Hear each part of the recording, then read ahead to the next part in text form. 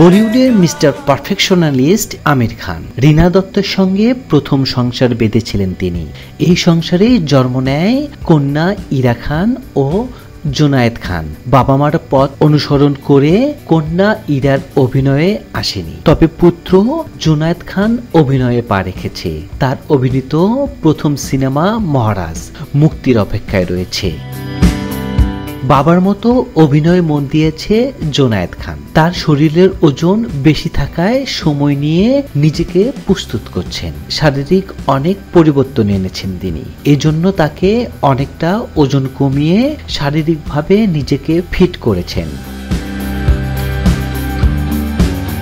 তবে জুনায়েদ যে ত্যাগ এবং প্রতিশ্রুতির শিক্ষাটা তার বাবা আমির খানের কাছ থেকে নিয়েছে তা বোঝার বাকি নেই। তার অভিনীত প্রথম সিনেমা মহারাজ, এতে একজন সাংবাদিকের চরিত্রে অভিনয় করছেন জুনায়েদ।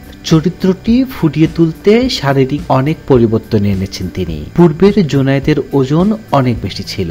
দীর্ঘ 2 বছর 26 কেজি ওজন কমিয়েছেন এই তরুণ অভিনেতা। কিছুদিন আগে প্রকাশিত হয়েছে মহারাজ সিনেমার পোস্টার। তাতে জুনায়েদের লুক দেখে হতবাক ভক্তরা। ওজন কমানোর কারণে জুনায়েদের চেহারার পরিবর্তন হয়ে গেছে। এই পোস্টারে অন্তত তেমনটাই দেখা যাচ্ছে। 1861 সালে একটি সত্য ঘটনা অবলম্বে নির্মিত হচ্ছে মহারাজ। এই সিনেমায় আরো অভিনয় করবেন জয়দীপ, শালিনী পান্ডে, সর্বশী প্রমুখ।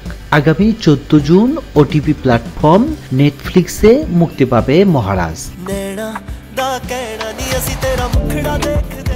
শুধু তাই নয়, সামনে বেশ কিছু কাজ হাতে রয়েছে জুনায়েদ খানের। এর মধ্যে একটি সিনেমাতে দক্ষিণের জনপ্রিয় নায়িকা সাই পল্লীর সঙ্গে পর্দায় দেখা যাবে আমির পুত্রকে।